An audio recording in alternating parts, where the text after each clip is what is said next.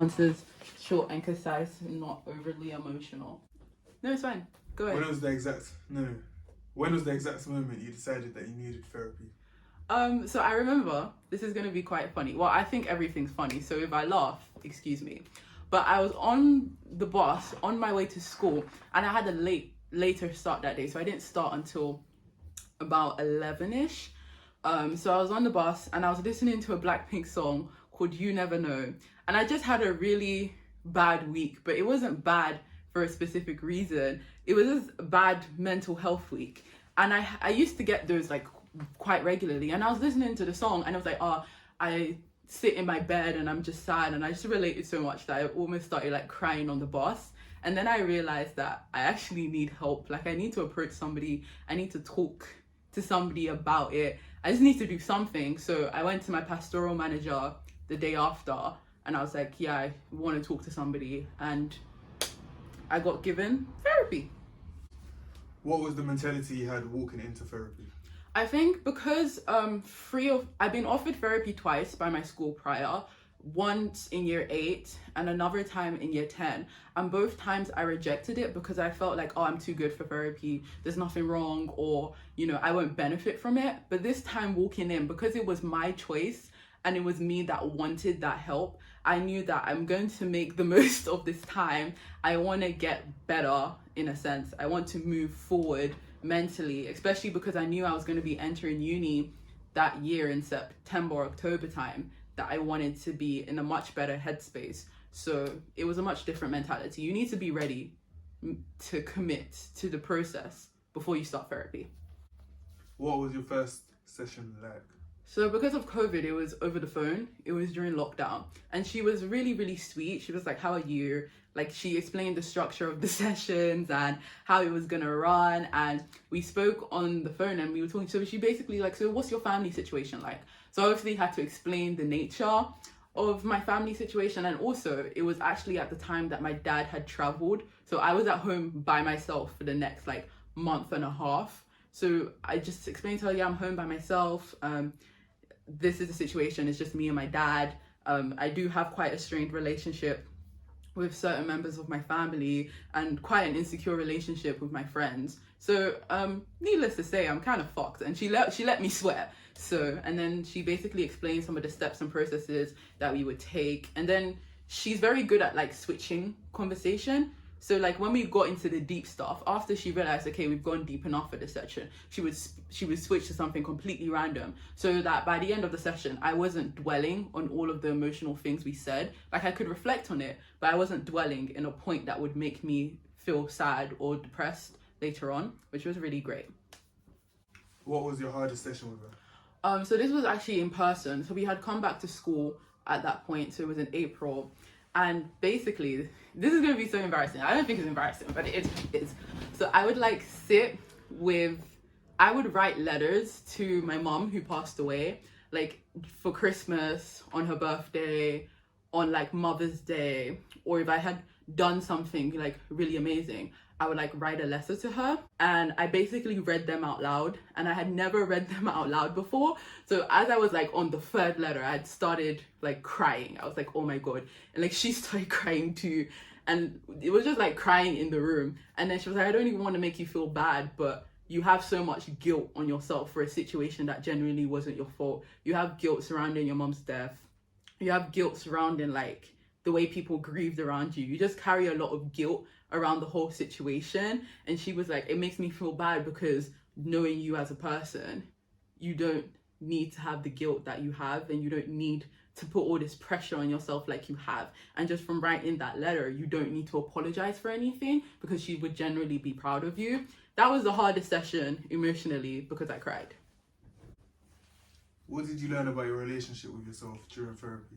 I realized I wasn't very confident with myself. Like, I appeared very confident, and I thought one of my best traits of myself was how confident I was. But I realized that outside of academics, like school and learning, I was not confident in myself whatsoever. I wasn't confident in the social interactions I had with people. I wasn't confident in my skills and like my talents. I just basically had a lot of self-doubt for myself. And so I just learnt that I'm actually better than I think I am, and I deserve the things that are coming my way. What did you learn about your relationship with others?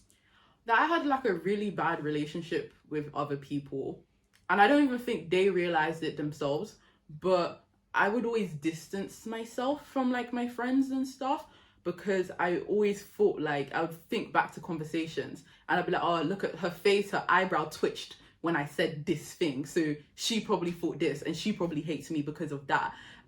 That's where I was at, like, mentally, like January, February, March time. And like now it's August, and I think I have more secure relationships with my friends, and I feel ready to accept the friendship that they've given me. People who don't appreciate my friendship, I'm ready to cut them off, because at the end of the day, you deserve the best because you're worth it, and you deserve better, and you just deserve to have people surround you that truly love you for who you are and are ready to work and build your relationship and not just run at the first sign of trouble. What was the weirdest thing you discussed in therapy? Okay, this is where it turns for a very strange route. We were talking about my love for older men. So it all started with, she was talking about relationships and boyfriends, and I was like, I'm not ready for that. Personally, I can't deal with that shit. But she was like, oh, so what's your ideal type? And I was like, to be honest, there's a really running joke between me and some of my friends that all of the guys I have crushes with are like 10, 15 years older than me. And she was like, oh, that is interesting. I was like, is it a thing? Like, is this like a mental thing that I have? Is this a problem? And she basically dissected it in front of me, and she was like, you crave secure attachments, and to you, age means maturity and it means security, and you haven't been given that from a lot of people your age, so you think somebody older than you is going to give you that security and that attachment that you want now, and it's not going to happen. I was like, oh, interesting. That was the weirdest conversation I think we had.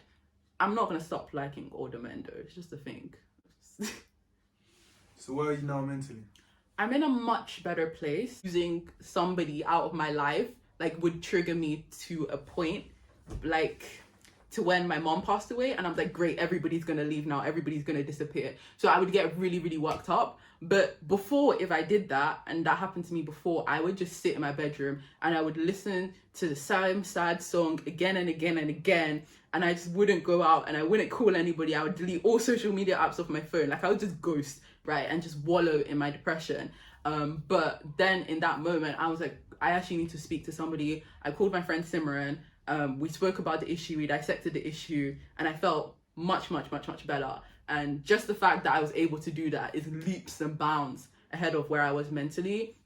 I know what can help me cope, like music, writing songs, meditating, journaling, exercising regularly, eating healthily.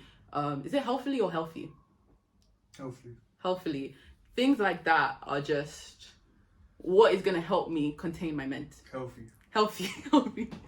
Things like that is what's just going to help maintain my mental health. And I don't think I would have got into that stage if it wasn't for therapy. I've also learned that, you know, my feelings aren't my thoughts, if that makes sense. Because before I would beat myself up. If I felt sad, I'd be like, why are you feeling sad? You have this, you have this, you have this, you have this. But feelings are just a response to a stimulus kind of thing. So if something happens, that when a feeling is evoked, it's just your brain responding, and it's how you deal with that feeling and how you respond with your actions that actually determines who you are as a human being. I would love to do it again, but I would want to do it with the same therapist, because I feel like it's a lot of it's like mentally draining and emotionally draining to open up to somebody like that over the course of 6 months. But 100%, if I need it, I'll go back. So what is one piece of advice that you've received that you think has truly transformed your mental health? I'm not my feelings. That's literally the best thing. I am not my feelings. Also, this is more of a practical advice rather than the fluffy stuff, but if I'm overthinking, like, write it down. Bring out your journal and start writing everything down, because my friend Aradia also was the one that helped belabor this point home, because if you write it down, you're able to see exactly where things are coming from, and it just clears your head. It clarifies why you're angry, your emotions. You just process things better. Honestly, journaling is life-changing and it's amazing. So yeah, thank you guys for watching this video, and make sure you like and you subscribe, and say thank you to Aradia for answering the questions. Anyway, goodbye. For asking the questions, mate. Oh, for asking the questions.